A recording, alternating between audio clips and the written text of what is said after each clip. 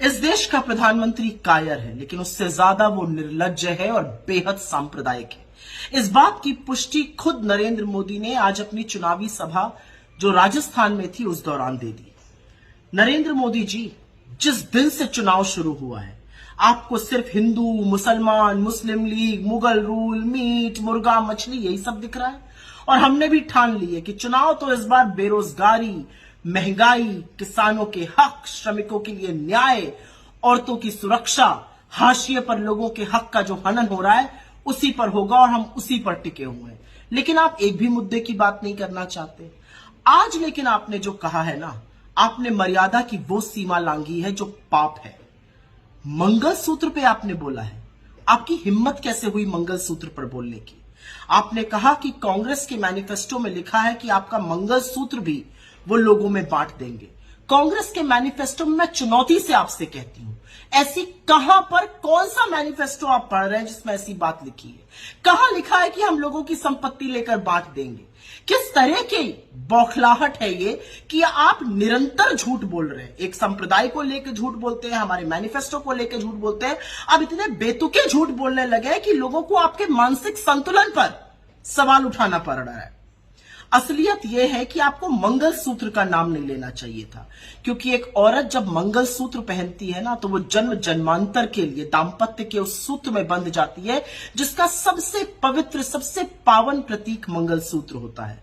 इस देश के करोड़ों लोग पूरी निष्ठा से, पूरी ईमानदारी से दाम्पत्य के सूत्र को, दाम्पत्य के संबंध को निभाते हैं। आपको मंगलसूत्र पर इतनी घटिया गंदी टिप्पणी नहीं करनी चाहिए थी कि हम औरतों का मंगलसूत्र लेकर लोगों में बांट देंगे। यह सिर्फ एक जेवर, एक गहना नहीं होता है। यह दाम्पत्य का वो प्रतीक है जो औरत धारण करती है और पूरी निष्ठा से उस धर्म को निभाती है। आप भले इसको ना समझिए, लेकिन इस देश के करोड़ों महिलाओं का, करोड़ों बेहताओं का आपने आज घोर अपमान किया है और आपको माफी मांगनी चाहिए।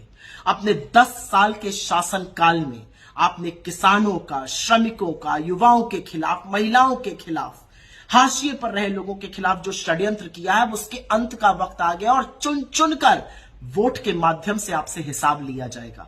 कांग्रेस के मैनिफेस्टो में बिल्कुल जातिगत जनगणना की बात है और हम डंके की चोट पर कहते हैं कि पिछड़े, दलितों, वंचितों, शोषितों, आदिवासियों के साथ साथ सामान्य वर्ग के, सामान्य कास्ट के, ठाकुर ब्राह्मण जैसी कास्ट के भी उन गरीब लोगों के साथ न्याय होना चाहिए जो समाज के हाशिए पर है। असल में तो लोगों की जेब पर डाका आपने डाला, लूटा खसोटा आपने, लोगों से जबरन वसूली करके अपने मित्रों की जेबें, उनकी तिजोरियां आपने भरी और अब आप निहायत ही घटिया बात करने पर उतारू हो गए। अरे थोड़ा तो बोलने से पहले सोचा करिए कि आप इस देश के प्रधानमंत्री। आज पूरा देश स्तब्ध है कि एक चुना हुआ प्रधानमंत्री ये कह कैसे सकता है, लेकिन इसी देश ने चुना भी तो आप ही को है।